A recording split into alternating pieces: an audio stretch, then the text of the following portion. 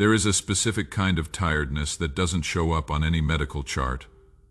It is the tiredness of someone who has been trying to be good enough for a very long time, who has read the verses, done the practices, shown up when they didn't want to show up, served when the serving felt hollow, prayed when the words landed nowhere they could feel.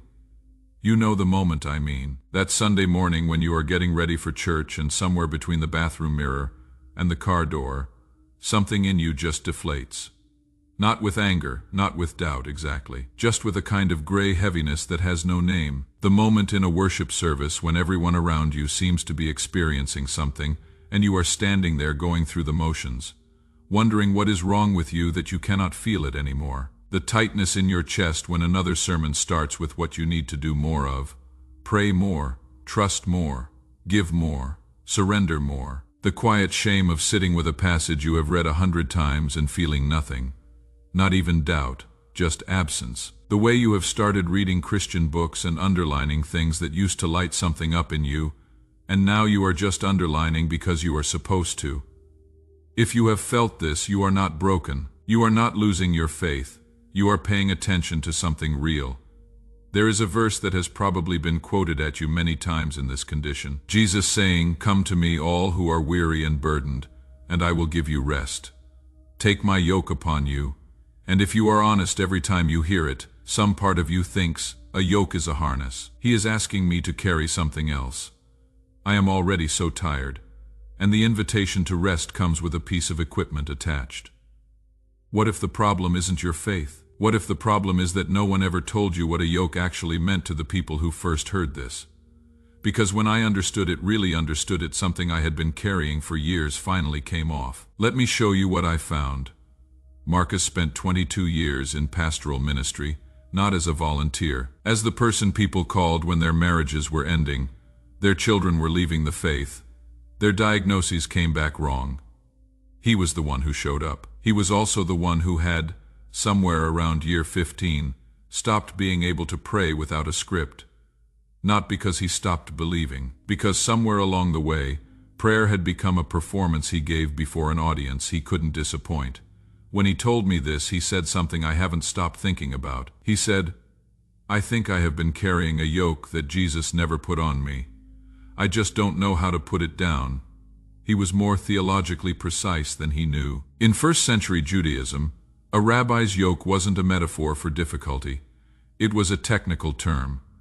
Every rabbi had a yoke, his particular interpretation of the Torah, his rulings on what God required, how to read this passage, what that commandment meant in daily life, what was permitted, what was forbidden, what made you clean, what made you unclean. When you became a student of a rabbi, you took his yoke. You accepted his interpretive framework.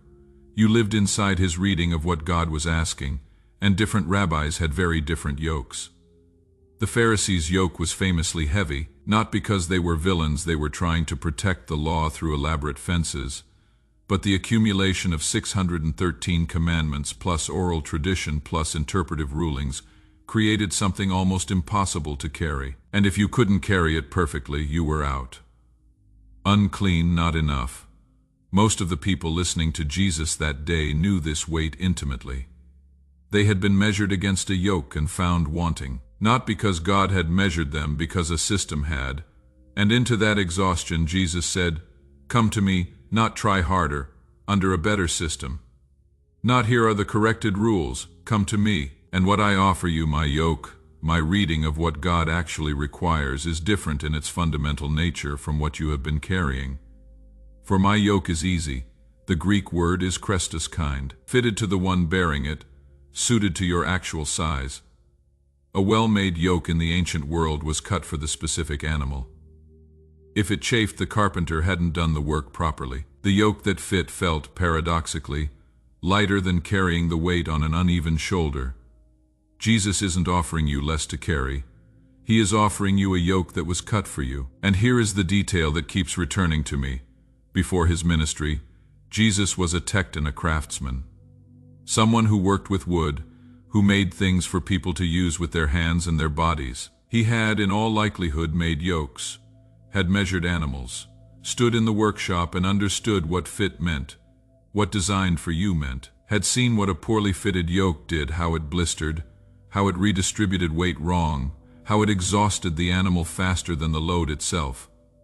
When he says, "My yoke is easy," he is not speaking in abstraction. He is speaking with the precision of a craftsman who has stood in the sawdust and understood the difference between carrying something designed for you and carrying something cut for someone else's shoulders. The invitation is not to stop carrying.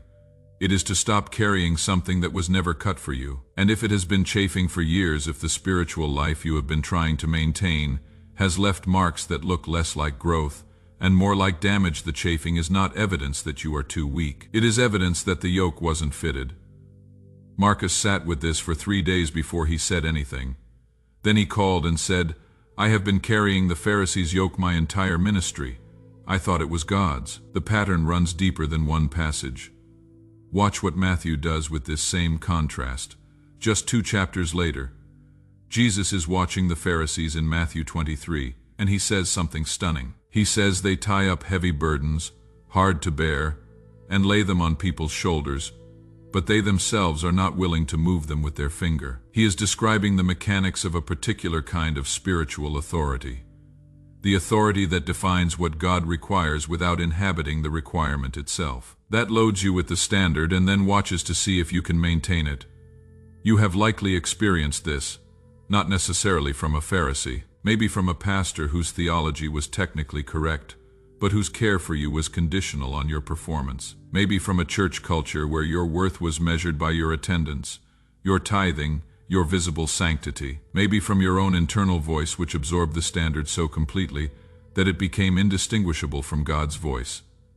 This is what makes this kind of exhaustion so disorienting.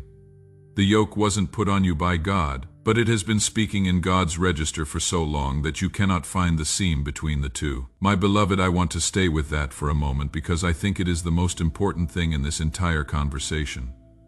The voice that has been evaluating you, the one that runs the daily audit, that tallies the shortfalls and holds your spiritual life to a standard that somehow keeps moving further away the harder you press toward it. That voice learned to sound like God's voice. It quotes Scripture. It uses the language of holiness and calling and faithfulness. It frames its demands as heaven's expectations. But there is one way to tell the difference between a voice that is mine and a voice that is wearing my register without my authority. Mine produces peace. Even when it convicts with a lightness. The lightness of something being named so it can be released, not named so it can be wielded. Even when it calls you higher, there is a steadiness underneath it. A sense that the one calling you upward is also the one holding you while you climb. The voice of the wrong yoke produces something else. Tightness, dread. The gray heaviness of the Sunday morning mirror. The arithmetic of never quite enough. My beloved, if the voice in your head produces dread, it is not mine. That is the yoke speaking. That is the standard talking. That is the system that was built by human anxiety around divine truth. And that has been placed on your shoulders and told you it was God's design. It is not. Here is what changes everything. When Jesus says in Matthew 11, "Learn from me, for I am gentle and lowly in heart," he is not just offering a different personality, he is revealing a different posture. The word translated lowly is tapenos, not self-deprecating, not weak. It means not elevated above the people you are serving. Not looking down at your students from a position that requires them to perform to approach you. Jesus is describing a rabbi whose authority is exercised from beside people, not above them, whose yoke is cut from knowledge of your actual weight-bearing capacity. The Pharisees measured from the standard down to the person. Jesus measures from the person up toward the possible. This isn't theological generosity at the expense of truth. It is theological accuracy about what truth actually requires. When Jesus is pressed on the greatest commandment, love God, love your neighbor, he says, on these two hang all the law and the prophets. He is not reducing the law. He is revealing what it was always organized around. The law was never a performance metric. It was a description of what love looks like in a life. And if your reading of the law leaves love looking exhausted and empty and unable to feel anything in a worship service, you are carrying the wrong yoke. Not God's assessment of you, a system's assessment of you, a human construction that accumulated across centuries of good intentions and anxious fences. Now watch this pattern confirm itself in one more place, Acts 15. The early church is in crisis. Certain teachers have gone to the Gentile communities and said, unless you take on the full weight of Jewish religious law, you cannot be saved. You need to take the yoke before you can belong. Peter stands up and says something that stopped me cold the first time I really read it. He says, why are you putting God to the test by placing on the neck of the disciples a yoke that neither we nor our fathers have been able to bear? Peter, who was Jewish from birth, who had lived inside the tradition his entire life, who knew the Torah from childhood, who had every reason to defend the system that formed him. And he is saying, even we couldn't carry it, the insiders, the ones who built the structure and inherited the tradition. We have been under this yoke our whole lives and we have not been able to bear it. That is not a small concession. It is a man standing in front of a council and saying, the thing we have been asking people to carry is the thing we ourselves have been failing to carry all along. And the council agreed. They sent a letter. They said, it seemed good to the Holy Spirit and to us to lay on you no greater burden than these necessary things. No greater burden than necessary. That phrase has been sitting with me. The early church, at the moment of its first major theological crisis, did not ask, how do we get more people to carry more? They asked, what is actually necessary? What is the minimum that is required? What can we take off? They were asking about fit, and Paul confirms the same pattern in his letter to the Galatians, a community that has also been told they must take the heavier yoke to fully belong. And he says something so direct it is almost startling. He says, for freedom Christ has set us free. Stand firm therefore and do not submit again to a yoke of slavery. A yoke of slavery, not a yoke of challenge, not a yoke of difficult but necessary discipline slavery. Because what the too heavy yoke produces when it has been carried across enough years, enough seasons, enough Sunday mornings, is not spiritual strength. It produces the psychology of someone who cannot stop, who cannot rest without guilt accumulating in the resting, who cannot receive grace without immediately translating it into a new obligation, who has been under the yoke so long that the idea of freedom feels less like relief and more like danger. My child, if stopping the performance feels more threatening than continuing it, if rest produces anxiety rather than peace, that is not deep faith. That is what a slavery yoke does to a person over time. Paul says, stand firm in the freedom. The freedom is not something you work toward. It is already the ground you are standing on. The question is simply whether you will stop pretending you are still in the place you were set free from.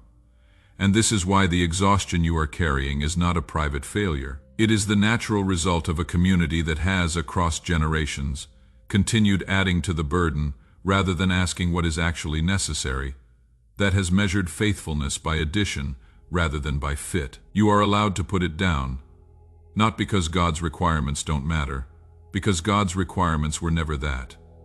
The yoke Jesus offers isn't lighter because it asks less of you. It is lighter because it is actually fitted to what you were made for. Marcus eventually left pastoral ministry for 2 years, not in crisis, in deliberate rest. He said he needed to find out what he believed when no one was watching, what he wanted when performance wasn't the organizing principle of his spiritual life. He started reading the Gospels without the commentary, without the sermon preparation, without the question, what does this mean for Sunday? He said the first time he cried reading scripture in a decade was when he got to the part where Jesus is asleep in the boat. He said, I had never noticed that he could sleep, that he was tired, that the disciples had to wake him. I had spent 20 years preaching a Jesus who was always available, always performing, always giving, and here he was asleep in a storm, and it undid something in me. He said he sat with that image for a long time, a Jesus who could be tired, who needed sleep, who, in the middle of a crisis on the water, was resting, not modeling rest for the disciples' benefit, not performing rest to teach a lesson, just exhausted, and trusting the boat to the night. He said, I had been preaching a yoke that didn't allow for sleep, and Jesus himself, the one who offered the fitted yoke, was asleep in the storm. The God who sleeps in boats, the rabbi who is lowly and gentle, the one whose yoke is fitted. This is the God many of us were never shown. Here is the cultural observation that matters. We have built enormous institutional Christianity on the Pharisaic model, not because we are malicious, but because metrics are comforting. Attendance can be counted, giving can be measured, volunteering can be tracked, performance can be evaluated, and somewhere in the institutionalization of faith, the Christus yoke the fitted one. The kind one got replaced with the measurable one. Your worth is legible if it is countable, and if it is not countable, you spend Sunday mornings wondering whether you are doing enough. You might recognize this in your own story. The moment you started believing that your access to God was proportional to your spiritual output, that the distance you felt was evidence of your failure, that the people who seemed full were people who had figured out the performance, and your emptiness meant you hadn't. And here is the particular cruelty of the wrong yoke that I want to name because it is something that often goes unspoken. The wrong yoke gets heavier with time, not lighter. The more years you have been following, the higher the standard climbs. Because the reasoning goes, you know better now. You have been through more. You have no excuse for the doubt, for the emptiness, for the gaps. Maturity in the wrong yoke framework does not produce more grace for yourself. It produces less. The longer you have been a Christian, the smaller your margin for struggle. The further you should be from the place where you still feel this way. My beloved, that is not how I work. The Christus yoke does not tighten with experience. The fit that is right for you does not become a more demanding fit simply because you have been wearing it longer. What you have been experiencing, the increasing heaviness, the shrinking margin, the standard that seems to recede as you approach it, that is the signature of the wrong yoke, not the cost of mature faith. You have not been failing to grow. You have been carrying something that was always going to get heavier, regardless of how faithfully you carried it. And the difference between those two things is everything. If you have felt this, and if it has been going on for years, I want to say something to you very directly. You did not fall short of God's yoke. You were handed the wrong one. The exhaustion you feel is not spiritual failure. It is the natural result of a human body and soul trying to carry something that was never designed to be carried. It chafed because it wasn't fitted, not because you weren't strong enough. Jesus said, "My burden is light." The Greek word is elaphros, not weightless, proportionate, sized for what a human being can actually bear without destroying themselves in the bearing. What you have been carrying is not light, and you have not been imagining that. So what does Jesus mean when he says, "Take my yoke upon you"? He means stop living inside someone else's interpretation of what God requires. Come and find out what I actually said, what I actually asked, what the law was always trying to describe before it became a system for managing people standing before God. The yoke Jesus offers is an invitation into his reading of reality, not a new list of requirements, a different way of seeing what is required at all. And what is required when you trace it all the way back is the same thing the prophets kept saying.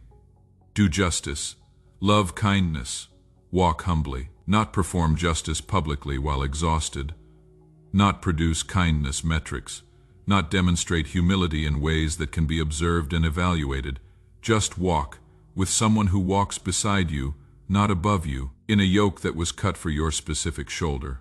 God's character, the one Jesus is revealing in this passage, is not an administrator of standards. It is a carpenter who knows how to fit a yoke, who measures before cutting, who doesn't hand you something heavy and say, "Your job is not to drop it." A carpenter who has stood in his own workshop, who knows the difference between wood that splinters under wrong tension and wood that bears weight because it was shaped to bear it. Who built the yoke with your specific shoulders in mind, not the ideal version of you, the actual you at this weight in this season carrying what you are already carrying. Marcus told me near the end of those 2 years that he had started going to a small church. No one knew he had been in ministry. He sat in the back. He sang badly and didn't care. He cried during a communion service, and a woman he would never met handed him a tissue without saying anything. He said, "For the first time in 20 years, I went home from church lighter than when I arrived." That is what the right yoke feels like. Not the absence of weight, the presence of fit. You were made for a particular kind of following, and the one who made you knows the exact dimensions. You can stop performing. Not because God doesn't care how you live, because he sees how you live, all of it, including the exhaustion, and his first response is not evaluation. It is come. The rest he offers is not absence of movement. It is the cessation of carrying what was never yours to carry.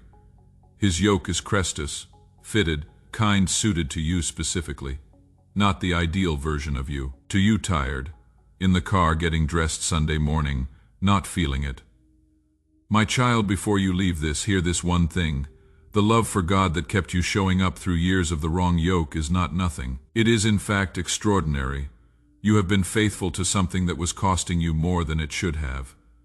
You have kept returning to a table where you were being asked to pay a price the host never set. And underneath all of it, underneath the exhaustion and the gray heaviness and the Sunday morning deflation, there has been a real love. An actual desire. A genuine wanting to know and be known by the one you have been following. That love is exactly what the Christus yoke was built to carry. Not replaced, carried properly. Given the right fit so it can finally go somewhere without destroying the one bearing it. The same faithfulness that survived the wrong yoke, imagine it free to move inside the right one. That is what is available. That is what tonight is about. That is the one he built the yoke for. Tomorrow morning, when the familiar weight starts before you are even out of bed, when the internal accounting begins, the list of what you are not doing enough of, you might notice it differently now. That weight is not God's voice. It is an old yoke, one you can set down. The next time you are in a service and everyone around you seems to be experiencing something you cannot access, instead of diagnosing yourself, try this. Notice whether the yoke you walked in with is the one Jesus offered or the one someone else cut. They feel different. One chafes, one fits. When someone tells you that God is disappointed in your spiritual output this week, you will know what to do with that now. That is not Jesus talking. That is a carpenter who measured wrong. The next time you pick up the Bible and feel nothing, not even doubt, just absence, you don't have to perform your way back to feeling. The one whose words you are reading sat in boats and slept through storms. He knows what depletion feels like from the inside. He built the yoke for depleted people, not for people who have found a way around depletion. And when the voice that sounds most like God starts listing your failures, when it gets specific, and it is quiet, and it knows exactly which failures land hardest, pause long enough to ask, is this Christus? Is this fitted to me? Does this feel like something cut for my actual shoulders? Because the real yoke doesn't hurt, it holds. And when you find yourself exhausted in the service of a faith you genuinely love, when the gap between what you believe and what you feel has grown wide enough to live in, remember what the passage actually says. Come to me, not achieve toward me, I will give you rest. Not, I will give you rest once you have earned it. My yoke is easy, cut for the person who actually showed up. That person is you, tired, honest, still here. And that is exactly who he meant.